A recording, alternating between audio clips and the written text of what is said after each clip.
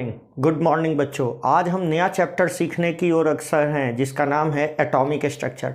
तो आज जो हम चैप्टर शुरू कर रहे हैं उसका नाम है एटॉमिक स्ट्रक्चर। देखो, आप लोगों को पिछले वाले लेक्चर दिए गए हैं, ठीक है, तब तक उसको रिवाइज करते रहो और ये जो लेक्चर हम डाल रहे हैं इस लेक्चर को बढ़िया से फॉलो करना है। एटॉमिक स्ट्रक्चर ये लेक्चर आज पहला लेक्चर है, इसके आगे और भी लेक्चर आते रहेंगे, ठीक है। तो आज हम शुरू कर रहे हैं एकदम बेसिक चैप्टर जिसको कहते हैं एटॉमिक स्ट्रक्चर, ठीक है। एटॉमिक स्ट्रक्चर, एटॉमिक स्ट्रक्चर, ठीक है। एटॉमिक स्ट्रक्चर, ध्यान से सुनो। एटम शब्द को देने वाला सबसे पहला साइंटिस्ट डाल्टन था।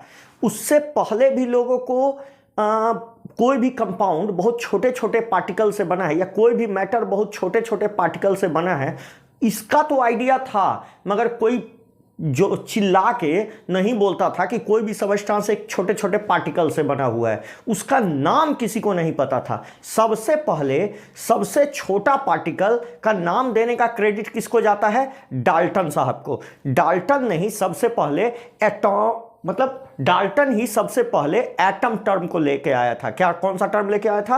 एटम। तो आज हम देखते हैं डाल्टन के, शुरू कर रहे हैं बेटा डाल्टन्स के पोस्टुलेट से। डाल्टन्स एटॉमिक थ्योरी, डाल्टन्स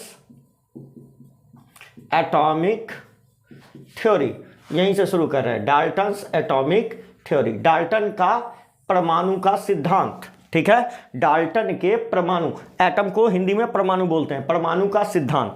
इसके कुछ पॉइंट्स है जिसको आपको ध्यान रखना है, पहला पॉइंट है कि all matter are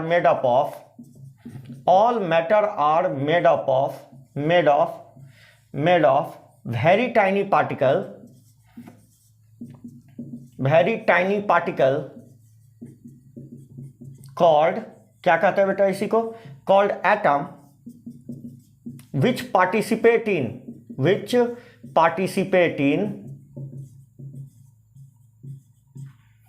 in chemical reaction, जो केमिकल रिएक्शन में क्या करता है?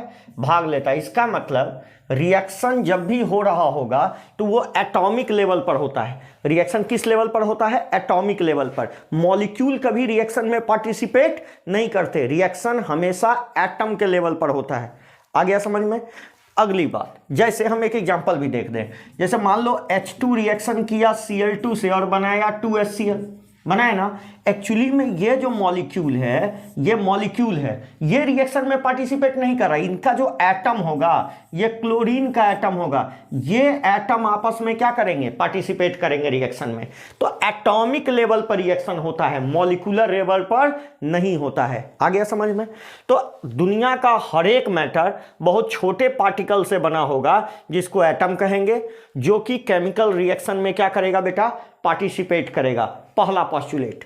दूसरी बात कि एटम जो होता है, एटम को तोड़ा, डिवाइड या जनरेट नहीं किया जा सकता है, मगर आगे चल के हम पढ़ेंगे कि एटम को तोड़ दिया गया। सब जानता है एटम टूटा, और एटम बनाए भी जा सकते हैं, ठीक है, फ्यूजन रिएक्शन से, ठीक है।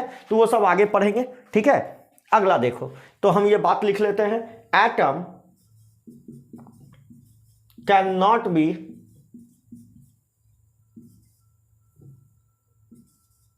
डिवाइडेड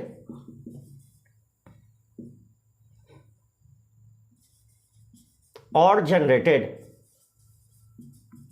एटम को तोड़ा या जनरेट नहीं किया जा सकता, ठीक है।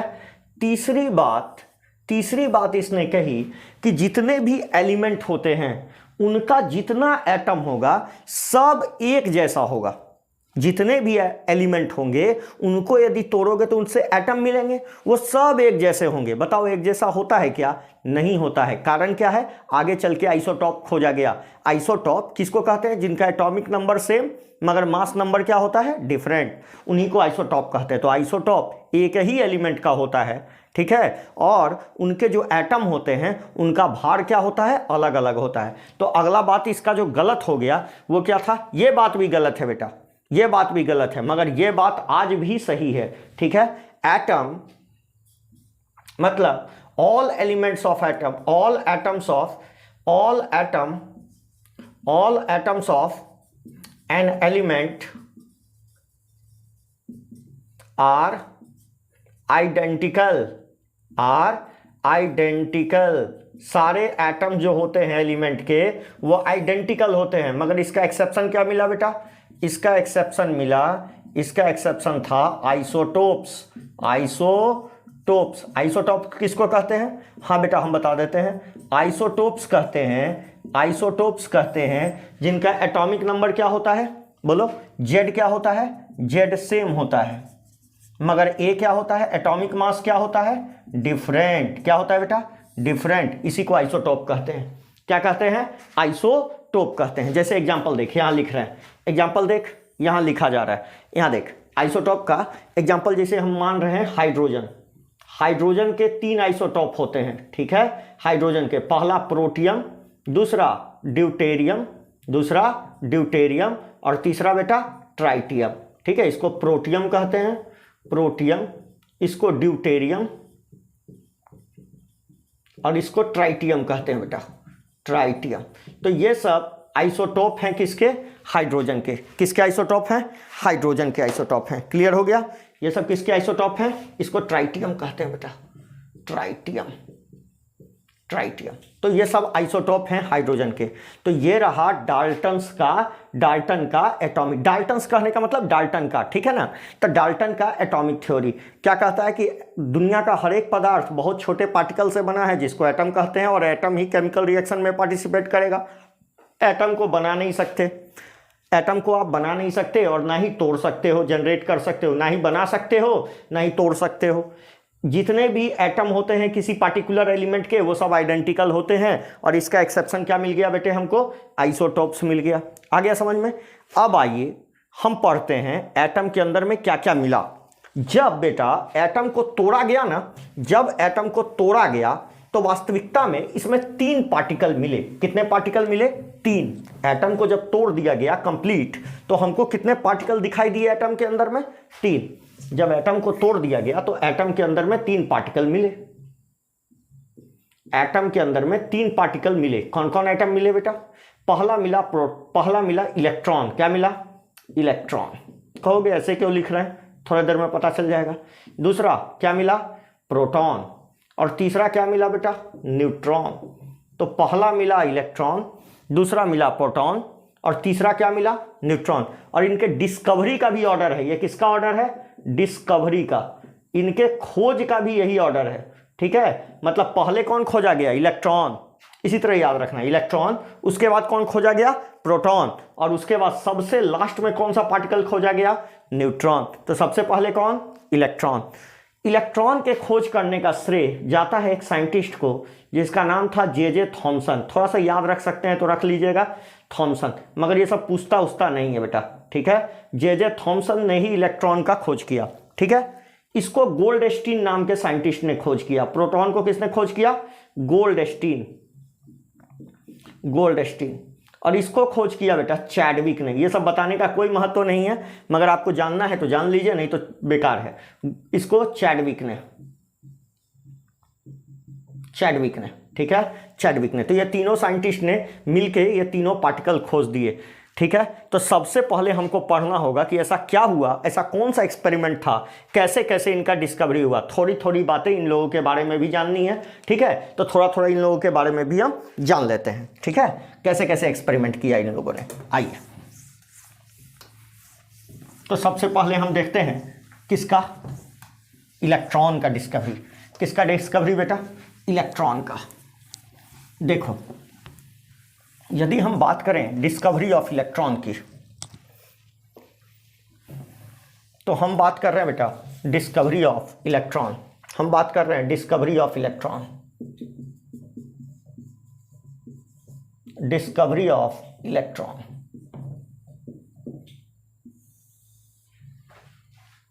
यदि हम बात करें डिस्कवरी ऑफ इलेक्ट्रॉन की, तो इलेक्ट्रॉन की डिस्कवरी जिस एक्सपेरिमेंट से की गई उसका नाम है, उस एक्सपेरिमेंट का नाम है बेटे cathode ray tube experiment. Experiment का नाम क्या है, एक्सपेरिमेंट नेम है cathode ray tube experiment. Cathode ray tube experiment, EXP लिख दिया मतलब एक्सपेरिमेंट। तो इस डिस्कवरी का नाम है कैथोड रे ट्यूब एक्सपेरिमेंट। इसमें क्या किया गया, एक इस तरह का ट्यूब लिया गया बेटा, इस ट्यूब को नाम दिया गया कैथोड रे, ठीक है। इस ट्यूब को क्या नाम दिया गया, कैथोड रे, ठीक है। इस ट्यूब का नाम था, एक सफिशियंट लेंथ का ट्यूब लिया गया अपने एक्सपेरिमेंट के हिसाब से। रदरफोर्ड ने ही इस एक्सपेरिमेंट को कंडक्ट किया था बेटे, तो अपने हिसाब से उसने एक ट्यूब लिया था। अब ये कितना लिया था, ये अगले लेक्चर में हम एकदम स्टोरी सुनाएंगे, बहुत अच्छा स्टोरी है। क्यों रदरफोर्ड ये सोचा, कैसे उसका नाम के आगे सर लगा, ये सब स्टोरी अगले लेक्चर में सुनाया जाएगा, ठीक है। अब यहां पर उसने 2 प्लेट रख दिया। कितने प्लेट रख दिए, 2 प्लेट। ध्यान से सुनो, जो बातें हैं जो एग्जाम में पूछी जाती है वो बता देता हूं, ठीक है। इसको हाई सोर्स ऑफ वोल्टेज से कनेक्ट कर दिया, हाई टेंशन वायर से कनेक्ट कर दिया। ये हाई वोल्टेज है बेटा, हाई वोल्टेज मतलब यहां कैसा वोल्टेज लिया गया, very high voltage, high voltage. और इतना ज़्यादा वोल्टेज लिया गया मतलब 10 का पावर 6 वोल्ट के आसपास, मतलब जितना कि इसमें झटका लग जाए, आदमी छुए तो निपट जाए। जितना बादल में जब बिजली वगैरह चमकती है ना, उस समय जितना वोल्टेज जनरेट होता है उतना ही वोल्टेज यहाँ पर रखा गया, ठीक है। अब मेरी बात सुनो, यहां पर बेटा बहुत लो प्रेशर रखा गया, बहुत बहुत लो प्रेशर, मतलब सारे गैस को चूस के इसके अंदर से निकाल दिया गया। मतलब यहां पर कैसा रखा गया, वेरी लो प्रेशर। क्या रखा गया, लो प्रेशर, हम लिख देते हैं low pressure of gas, low pressure of gas. इतना लो प्रेशर रखा गया, बहुत ज्यादा लो प्रेशर, बहुत कम लो प्रेशर रखा गया, ठीक है। अब आपको यह नहीं जानना है कितना mmHg, उससे कोई मतलब नहीं है, बस याद रखिएगा कि लो प्रेशर, ठीक है। क्योंकि इस बैटरी को इस मेटालिक प्लेट को आपने निगेटिव टर्मिनल ऑफ बैटरी से कनेक्ट कर रखा है, तो इस पर चार्ज निगेटिव आ जाएगा और इसको कहेंगे कैथोड। क्या कहेंगे बेटा, कैथोड। और इसको आपने पॉजिटिव टर्मिनल से जोड़ रखा है, इसलिए कहिएगा इसको एनोड। क्या कहिएगा, एनोड। एनोड पर प्लस चार्ज होता है। आ गया समझ में, सेटअप समझ में आ गया। अब हुआ ये कि जैसे ये सेटअप को मेंटेन किया गया, इस तरह का सेटअप मेंटेन किया गया, तो हमको कुछ रे इधर से इधर आता हुआ दिखा। किधर से था, इधर। कुछ रे इधर से इधर आता हुआ दिखा। अच्छा एक बात और बता दें, बैटरी में करंट का डायरेक्शन पॉजिटिव से निगेटिव होता है, पॉजिटिव से निगेटिव, मगर इलेक्ट्रॉन का डायरेक्शन उल्टा होता है बेटा, निगेटिव से पॉजिटिव, निगेटिव से पॉजिटिव। मतलब यहां पर आके क्या जमा हो जाएगा, इलेक्ट्रॉन। मतलब कैथोड पर क्या जमा था, इलेक्ट्रॉन, इलेक्ट्रॉन। तो कुछ इनविजिबल रे इधर से इधर आता हुआ दिखा। तो तुम्हारे दिमाग में आएगा कि सर आप बोल रहे हैं इनविजिबल, आंख से दिखवे नहीं करेगा, तो आपको दिख कैसे रहा है, हम समझ रहे हैं आपको क्या नजर आ रहा है। तो यहां पर उसने क्या किया बेटा, यहां पर एक फ्लोरेसेंट मटेरियल रख दिया, फ्लोरेसेंट, एक प्लेट पर फ्लोरेसेंट मटेरियल लगा के रख दिया इसके सामने। मतलब ये इसी का दीवाल है, इसी दीवाल को हम बाहर निकाल के दिखा रहे हैं। ये फ्लोरेसेंट स्क्रीन है, इसी दीवाल को हम सीधा करके यहां दिखा रहे हैं, ठीक है। फ्लोरेसेंट,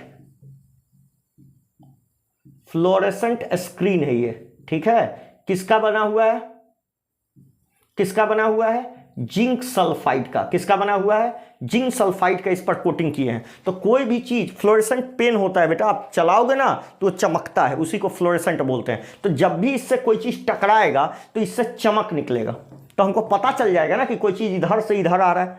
अच्छा कहोगे इधर से पता क्यों चला, क्योंकि हम क्यों कह रहे हैं कि कैथोड से एनोड की ओर चल रहा है, इसलिए कह रहे हैं क्योंकि स्क्रीन इधर रख रहे हैं ना, तब जाके हमको इधर स्पार्कलिंग मिल रहा है, इधर नहीं मिल रहा था, ठीक है, इधर नहीं। तो हम बोल सकते हैं ना कि इधर से इधर कुछ रखने पर, फ्लोरेसेंट स्क्रीन रखने पर हमको कुछ क्या मिल रहा था, कुछ स्पार्कलिंग इस प्लेट पर मिल रहा था। यदि स्पार्कलिंग मिल रहा था तो हम बोलेंगे ना कि कैथोड से एनोड की तरह कुछ इनविजिबल रे क्या कर रहा होगा, आ रहा होगा, तभी यहां पर स्पार्कलिंग हो रहा है। और इसी इनविजिबल रे को इसने क्या नाम दे दिया, इसने नाम दे दिया कैथोड रे। क्या नाम दे दिया, कैथोड रे। तो कैथोड रे के बारे में कुछ पॉइंट लिखने हैं आपको। तो कैथोड रे, इसी ट्यूब एक्सपेरिमेंट को क्या नाम दिया, कैथोड रे। आओ इसके बारे में कुछ पॉइंट देखते हैं। पहला पॉइंट, तो पहला क्या बोलेंगे, इनविजिबल रे, इनविजिबल रेज ट्रैवलिंग फ्रॉम, कहां से, travelling from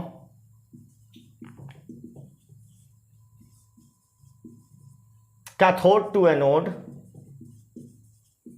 cathode to anode called क्या कहा गया? Cathode ray.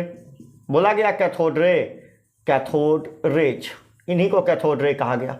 दूसरा, एक्चुअली में ये क्या था, कैथोड रे बन कैसे रहा था? ध्यान से सुनो।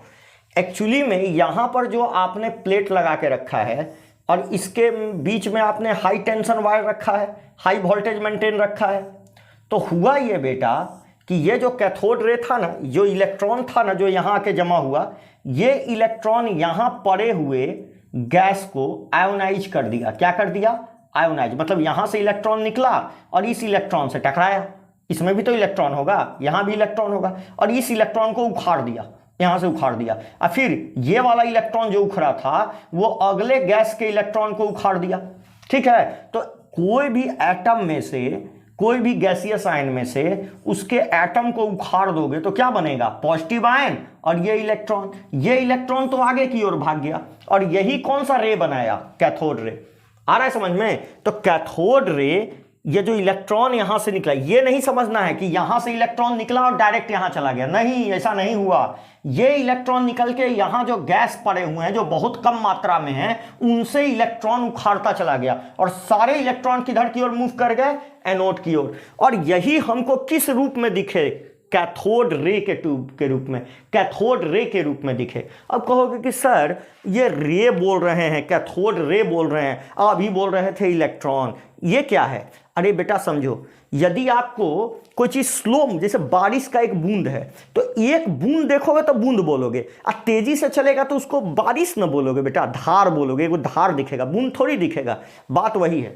यदि एक इलेक्ट्रॉन यहां से यहां आ रहा, मान लो इलेक्ट्रॉन बहुत तेजी से यहां से यहां निकल के आ रहा है, तो आपको क्या दिखेगा? रे दिखेगा, इलेक्ट्रॉन थोड़ी दिखेगा। यदि आप इसको स्लो मोशन में देखो, कैसे देखो? एकदम स्लो कर दो, स्लो मोशन में, तो एक्चुअली में दिखेगा कि इलेक्ट्रॉन यहां से ट्रेवल करते हुए यहां आ रहा है। तो स्लो मोशन में देखने पर वो इलेक्ट्रॉन दिखाई देगा, मगर यदि फास्ट में देखोगे तो वो रे दिखाई देगा। एक्चुअली में कैथोड रे और कुछ नहीं है, इलेक्ट्रॉन का ही मूवमेंट है, मगर स्लो मोशन में देखने पर। ठीक है, ऐसे देखोगे तो वो रे की तरफ दिखाई देगा। समझ में आ गया?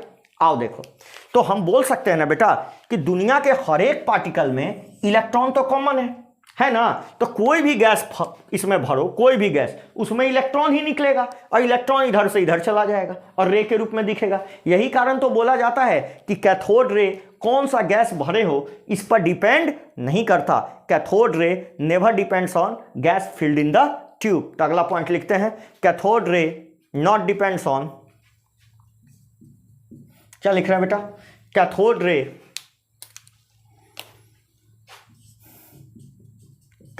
रे does not depend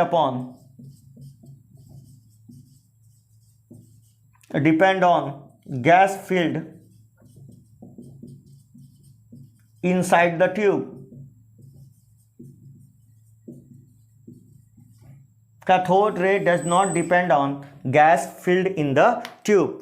cathode ray इस बात पर डिपेंड नहीं करता कि कौन सा गैस आपने ट्यूब के अंदर भर दिया है। आ गया समझ में? कौन सा गैस, मतलब सब गैस भरिए इलेक्ट्रॉन ही दिखेगा, उसके नेचर पर कोई फर्क नहीं पड़ेगा। मतलब कैथोड रे इधर से इधर आता जाएगा।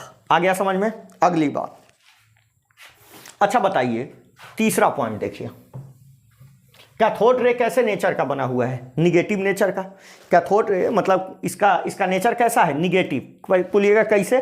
क्योंकि ये पॉजिटिव चार्ज की ओर आ रहा है, ये पॉजिटिव चार्ज है ना, तो it is made up of negative charge particle. अब बाद में इसी निगेटिव चार्ज पार्टिकल को थॉमसन बाबा ने किस नाम से दे दिया? थॉमसन बाबा ने क्या नाम दे दिया? इलेक्ट्रॉन। थॉमसन बाबा ने क्या नाम दे दिया? इलेक्ट्रॉन। तो इलेक्ट्रॉन के डिस्कवरी का क्रेडिट किसको जाता है? इलेक्ट्रॉन के डिस्कवरी का क्रेडिट थॉमसन को जाता है। ठीक है, आइए तो अगला बात हम लिखते हैं, यहीं पर बात लिखते हैं। दूसरा हो गया ना, थर्ड पॉइंट लिखते हैं। थर्ड पॉइंट हम लिख रहे हैं, द नेचर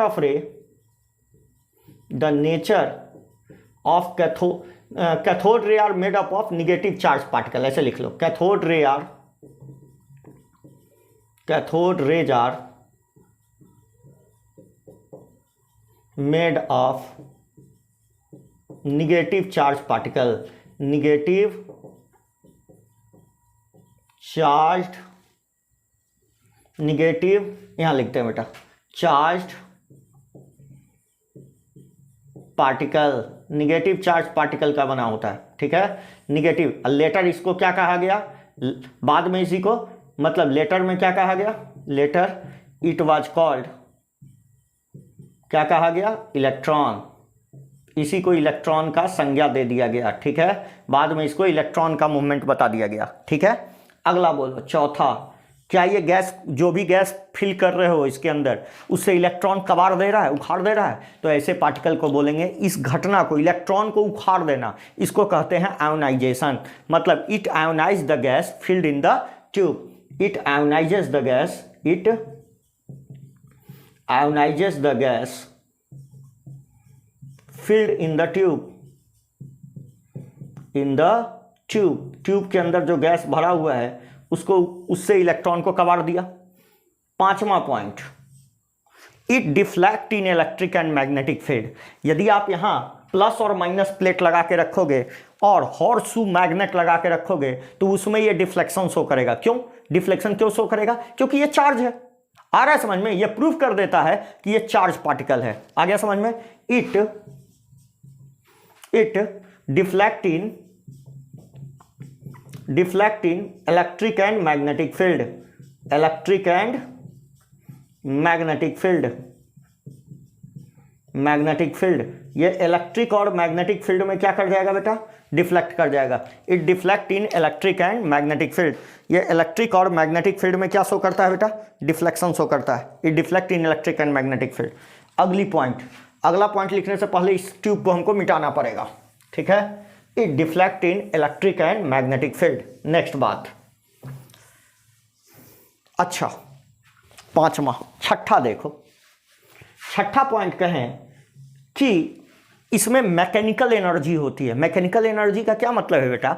यदि मान लो उस ट्यूब एक्सपेरिमेंट में, इस ट्यूब एक्सपेरिमेंट में छोटा सा घिरनी रख दो तो ये जब उससे टकराएगा तो घिरनी को क्या कर देगा? रोटेट कर देगा। मतलब it rotate light paddle wheel, मतलब it start rotating light paddle wheel. तो हम बोल सकते हैं it has mechanical energy, it has mechanical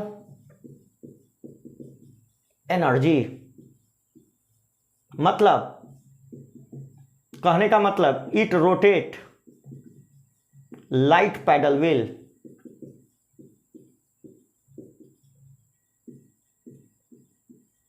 it rotate light paddle wheel. 7 number, it rotate light paddle wheel. 7 number, हम बोल सकते हैं बेटा कि ये चूंकि एनोड्स, कैथोड से एनोड की ओर आ रहा है, कैथोड से एनोड की ओर आ रहा है, तो हम ये बात बोल सकते हैं कि यदि यहां पर हम कोई ऑब्जेक्ट रख दें, तो उसका शैडो एनोड के प्लेट पर पड़ जाएगा। इसका मतलब ये सीधी रेखा में गमन करता है, स्ट्रेट लाइन मूव करता है। तो हम बोल सकते हैं ना, ये प्रूव कर सकते हैं कि कोई भी चीज यदि सीधी रेखा में गमन कर रहा है तो हम उसके रास्ते में क्या रख दें? कोई ऑब्स्टेकल रख दें तो उसका क्या मिल जाएगा? शैडो मिल जाएगा। ठीक है, तो अगला पॉइंट हम लिख रहे हैं, it cast shadow, it cast shadow, it casts shadow of object placed in their path, placed in their path। ये क्या प्रूव करता है? it prove that it travel in a straight line, straight line में move करता है। ठीक है, अगला पॉइंट और ये लास्ट पॉइंट, 8वां नंबर। 8वां पॉइंट हम बोल सकते हैं बेटा कि ये जो है it deflect in electric and magnetic field, ये डिफ्लेक्ट कर जाएगा, it deflect in electric and magnetic field. ये बात हम लिख लिए। ठीक है, तो ये 7 पॉइंट हमने लिखा। कौन कौन पॉइंट लिखा बेटा? बोलो कौन कौन पॉइंट लिखा? अच्छा, एक पॉइंट ये भी लिखा सकता है कि ये क्या करेगा, क्योंकि इसके पास एनर्जी है तो कोई पतला मेटल का फॉइल रख दे तो उसको क्या करेगा? छेद भी देगा, उसमें पेनिट्रेट भी कर देगा। तो it penetrate thin metal foil place in their path. तो लिख लो, इट पेनिट्रेट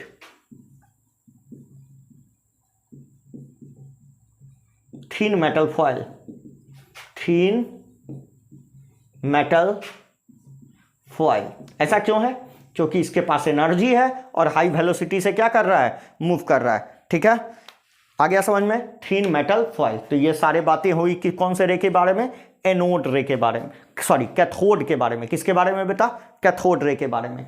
अब हम बात करते हैं इसी का दूसरा पार्ट। पहला तो कैथोड खोजा गया, कैथोड खोज लिया गया, कैथोड का मतलब इलेक्ट्रॉन खोज लिया गया। अब हम बात करते हैं एनोड की। कौन सा रे की? एनोड रे। लिखो एनोड की। एनोड से क्या खोजा गया? प्रोटॉन। तो इसको वाइंड अप कर रहे हैं बेटा सबको, अब जल्दी से लिख लो, तब तक हम इधर वाइंड अप कर लेते हैं।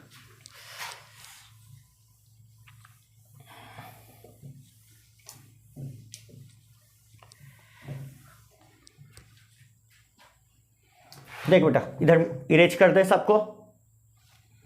चलो अब देखो,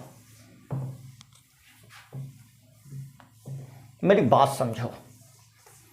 अब हम बात करते हैं डिस्कवरी ऑफ प्रोटॉन की। किसकी? दूसरा जो पार्ट है उसको कहते हैं discovery of proton. Discovery of proton, इसको जिस एक्सपेरिमेंट से खोजा गया, और इसको गोल्डस्टीन ने खोजा, ठीक है, इसको जिस एक्सपेरिमेंट से खोजा गया उसको एनोड रे बोलते हैं। एनोड रे एक्सपेरिमेंट, रे एक्सपेरिमेंट। ठीक है, एक्सपेरिमेंट एनोड रे एक्सपेरिमेंट का नाम था, एक्सपेरिमेंट का नेम था एनोड रे एक्सपेरिमेंट। एनोड रे एक्सपेरिमेंट। जिस ट्यूब में कैथोड रे खोजा गया, कुछ वैसा ही ट्यूब गोल्डस्टीन ने भी बनाया। ठीक है, वैसा ही ट्यूब। ठीक है, हुआ क्या उसके साथ? देखो, उसने एक वैसा ही ट्यूब जैसा कैथोड रे में उसने बनाया था, पहले साइंटिस्ट ने बनाया था, इसने भी कुछ वैसा ही ट्यूब बनाया कैथोड रे वाला, और यहां पर वही वोल्टेज लिया, हाई वोल्टेज, और यहां पर कैथोड और एनोड जैसा सेटअप था वैसा सेटअप बना लिया। ठीक है, ये कैथोड था और यहां था एनोड। था क्या? एनोड पर कैसा चार्ज था? प्लस, और कैथोड पर कैसा चार्ज था? माइनस। ठीक है, अब मेरी बात ध्यान से समझना। यहां 10 का पावर 6 वोल्ट रखा गया, यहां वेरी लो प्रेशर रखा गया, वेरी लो प्रेशर रखा, वेरी लो प्रेशर रखा। अब हुआ ये बेटा कि इलेक्ट्रॉन जो यहां जमा थे वो एक्चुअली में इधर तो मूव कर ये रहे थे। इलेक्ट्रॉन जो यहां जमा थे वो इधर से इधर मूव करके जो गैस यहां पड़ा हुआ था, जो गैस यहां पड़ा हुआ था, मान लो ए गैस पड़ा हुआ था, ठीक है, इस गैस को दो पार्ट में आयोनाइज कर रहा था। ए गैस को दो पार्ट में आयोनाइज कर रहा था। यहां लिख लेते हैं, इस गैस को इलेक्ट्रॉन जब यहां पर जो थे इलेक्ट्रॉन, ये इलेक्ट्रॉन इस गैस जो यहां पड़े हुए थे, यहां जो गैस भरा हुआ था उसमें से इलेक्ट्रॉन कबाड़ रहे थे। देखो, इलेक्ट्रॉन कबाड़ लिया तो यहां दो टाइप के पार्टिकल बन जा रहे थे, ए प्लस, और क्या बन जा रहे थे? इलेक्ट्रॉन। यही ना बन रहे थे।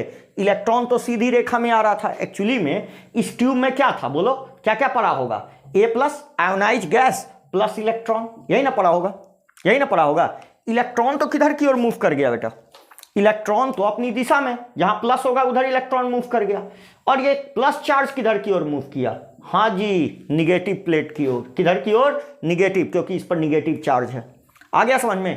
तो ध्यान से सुनो, एनोड से कोई रे नहीं निकला। एक्चुअली में ये गैस आयन जो भरे हुए हैं ना, उसी का मूवमेंट है। आ रहा है समझ में? एनोड से कोई नया पार्टिकल नहीं। जैसे कैथोड रे तो कैथोड से निकल रहा है, क्योंकि कैथोड से इलेक्ट्रॉन निकल रहे हैं, मगर एनोड से कोई गैस, कोई चीज निकल नहीं रहा है। बस यहां से हो क्या रहा है, यहां जो गैस भरे हैं ना, वही उल्टी दिशा में मूव करना शुरू हो गया। तो कहोगे ये कैसे पहचाना गया? ये भी उसी तरह पहचाना गया। यहां पर क्या रखा गया? फ्लोरेसेंट, मतलब यहां भी फ्लोरेसेंट मटेरियल लगा के रखा गया। जब इस पर जिंक सल्फाइड का कोट कर दिए, इस फ्लोरेसेंट जिंक सल्फाइड का कोट कर दिए, ZnS का कोट कर दिए इस पर, और ये क्या है? फ्लोरेसेंट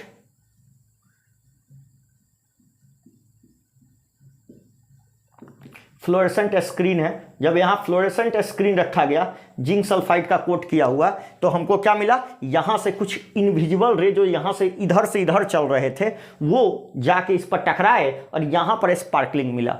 यहां तो मिल ही रहा था, यहां पर मिल रहा था, वो तो नेचुरल था, वो तो हम बता दिए थे कि इलेक्ट्रॉन है। यहां पर मिलना एक नई बात थी जो कि पहले नहीं मिल रहा होगा। ठीक है, तो यहां पर मिला और लोगों ने सोचना शुरू किया कि यहां पर पार्टिकल आया कहां से, यहां पर हमको स्पार्कलिंग क्यों मिला। बाद में गोल्डस्टीन साहब ने बताया कि ये जो पार्टिकल है यहां जो गैस भरे हैं ना, वही उल्टी दिशा में जाके टकरा रहा है, यहां से कोई नया पार्टिकल जनरेट नहीं हो रहा है। तो गलती से लोगों ने, चूंकि ये इधर से इधर जा रहा था, तो गलती से लोगों ने नाम क्या दे दिया इसको, एनोड रे। मगर एनोड रे देख के कंफ्यूज नहीं करना है, नाम बड़ा कंफ्यूजिंग है। एनोड रे मतलब एनोड से निकलता हुआ रे, कोई एनोड से रे नहीं निकलता। कैथोड रे से जो इलेक्ट्रॉन निकलता है वो गैस को आयोनाइज करता है, उसका इलेक्ट्रॉन तो आगे की ओर मूव कर जाता है, मगर आयोनाइज गैस जो पीछे की ओर आता है वही आभास देता है कैसे पार्टिकल होने का, कैसा रे होने का, एनोड की तरह से आने का, और उसी को नाम दे दिया जाता है एनोड रे। इसका मतलब एनोड से वास्तविकता में कोई रे नहीं निकलता। आ गया समझ में। तो एनोड रे के बारे में क्या बोला जाए, पहला बात कि it is made up of positive charge particle. कैसा, positive charge particle, positive charge gaseous ion. ये एक्चुअली में क्या है, पॉजिटिव चार्ज गैसियस आयन है जो इसके अंदर भरे हुए थे। एनोड रे आर, तो बोल सकते हैं ना बेटा, anode rays are positive charge gaseous ions. Anode ray क्या है, यहां लिख देते हैं मोटा मोटा, एनोड रेज आर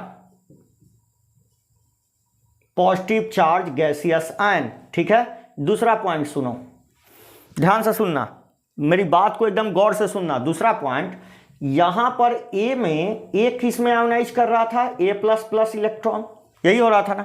अब मेरी बात सुनो, इसका मतलब यदि हम हीलियम भर दे तो क्या मिलने वाला है, हीलियम++ इलेक्ट्रॉन।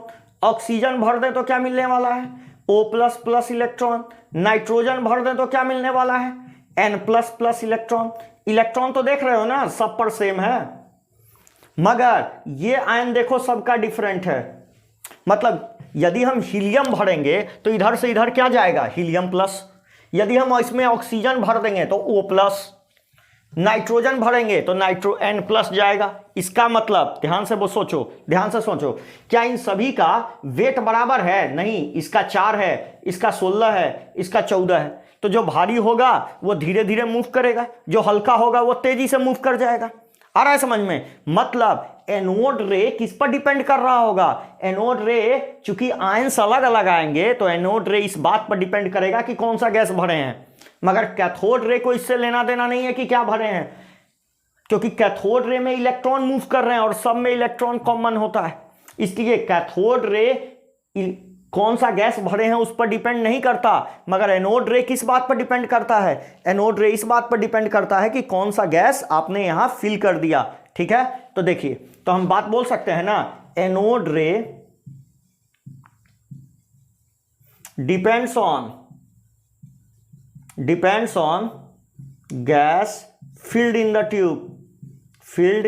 ट्यूब। इस ट्यूब में कैसा गैस आपने फिल किया है इस पर डिपेंड कर रहा होगा, मगर कैथोड रे इस बात पर डिपेंड नहीं कर रहा होगा। कैथोड रे डिपेंड नहीं करता, एनोड रे डिपेंड करता है ना। विचित्र बात। आइए अगला बात करते हैं, तीसरी प्रॉपर्टी में हम बोल सकते हैं बेटा, तीसरी प्रॉपर्टी में हम बोल सकते हैं कि इसमें जो चौथा, पांचवा, छठा प्रॉपर्टी, पांचवा, छठा, सातवां और आठवां प्रॉपर्टी आर सिमिलर एज, हम लिख नहीं रहे हैं, वही प्रॉपर्टी है तो बार बार क्या लिखें, मतलब ये भी आयोनाइज कर देगा गैस को, जो भी गैस भरे हैं उसको आयोनाइज कर देगा। ये भी क्या करेगा बेटा, ये भी मैकेनिकल इफेक्ट शो करेगा, इसमें भी मैकेनिकल एनर्जी होगी। कोई छोटा सा पैडल व्हील रख दीजिएगा तो उसको रोटेट कर देगा। ये भी शैडो कास्ट कर देगा, ये भी क्या कर देगा, शैडो कास्ट। ये भी इलेक्ट्रिक और मैग्नेटिक फील्ड में क्या कर जाएगा, डिफ्लेक्ट कर जाएगा, क्योंकि ये भी चार्ज पार्टिकल है। और चूंकि ये भी हाई वेलोसिटी से मूव कर रहा है और इसमें भी मास है, तो ये क्या कर जाएगा, ये भी क्या कर जाएगा, थिन मेटल फॉयल रखिएगा तो उसको छेद देगा। आ गया समझ में। तो ये भी सिमिलर एज, इसकी जो प्रॉपर्टियां होंगी, चौथा, पांचवा और छठा property are similar as cathode ray. आ गया समझ में, कोई दिक्कत यहां तक। अब हम एक बात करना चाह रहे हैं आप लोगों से, जिसको कहते हैं चार्ज बाय मास रेशियो। क्या करना चाह रहे हैं?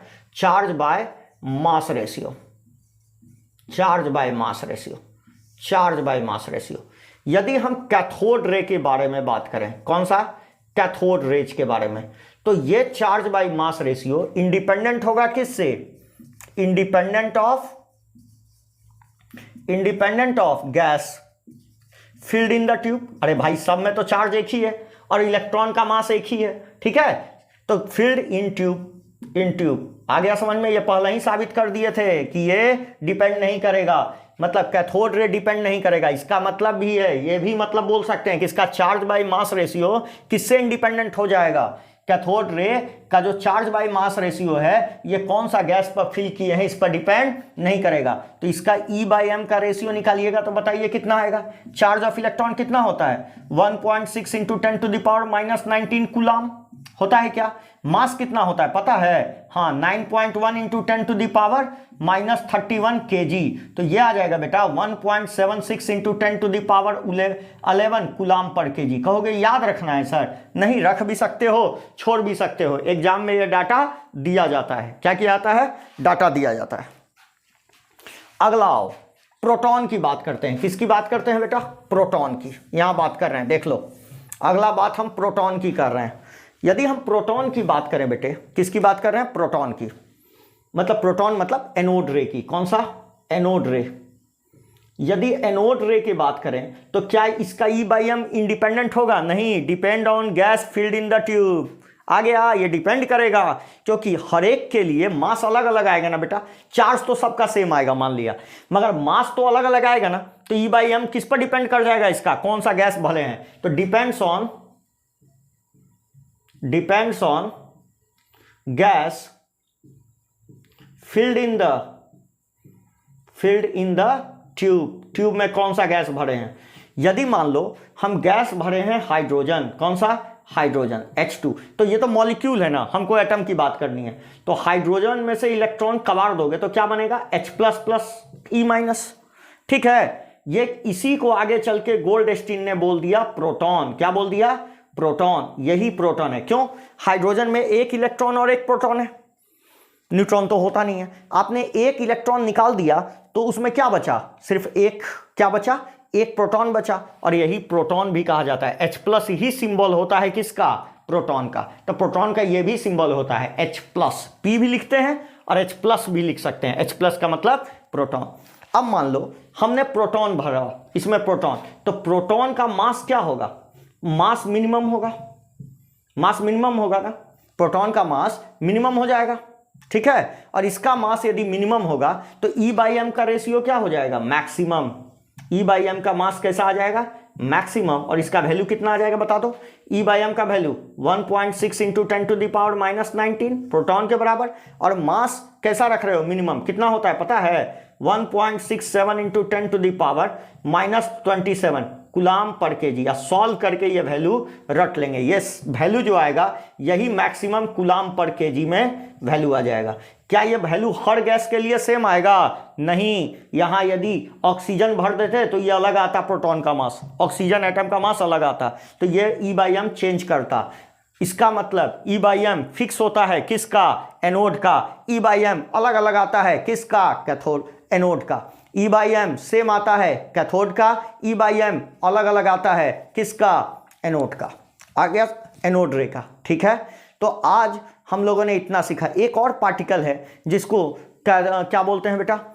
जिसको न्यूट्रॉन बोलते हैं। इसको अगले लेक्चर में हम देखेंगे, अगले लेक्चर में देखेंगे। तो आज के लिए इतना ही रहने देते हैं। अगले लेक्चर में जब मिलते हैं तो एनोड के बारे में बात करेंगे और डिफरेंट एटॉमिक मॉडल्स की बात करेंगे, जो कि जब ये तीनों पार्टिकल डिस्कवर हो जाएंगे तो ये एटम के अंदर कैसे अरेंज हैं इनके बारे में बात करेंगे। तो आज हम सिर्फ 2 पार्टिकल के बारे में बात किए, कैथोड, एनोड। थैंक यू ये लेक्चर एंजॉय करने के लिए। Thank you.